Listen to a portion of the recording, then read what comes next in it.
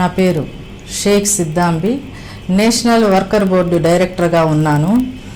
ఈరోజు గ్రీవెన్స్లో ఒక కంప్లైంట్ ఇవ్వడం జరిగింది. అది ఏమి అనగా, దామచర్ల కాలనీ అందులో నివాసం ఉంటున్న 15 సంవత్సరాలుగా అందులో నివాసం ఉంటున్న పేద ప్రజల కోసమయ్యి గ్రీవెన్స్లో కలెక్టర్ గారిని కలవటం జరిగింది. అక్కడ ఒక స్కూలు కానీ, ఒక అంగన్వాడీ కానీ, అక్కడ చదువుకోవాలనుకుంటున్న పిల్లలు కానీ ఎటువంటి సదుపాయాలు లేవు. ముఖ్యంగా అక్కడ ఉంటున్న 15 సంవత్సరాల నుంచి ఉంటున్న వాళ్ళకి పట్టాలు కానివ్వండి, అక్కడ చిన్న చిన్న గదుల్లో ఒక్కొక్క సెంటు కూడా లేకుండా ఉంటున్న వాళ్ళకి ఇళ్ల స్థలాలు కానివ్వండి, వాటి మీద మేము ఫిర్యాదు ఇవ్వటం జరిగింది.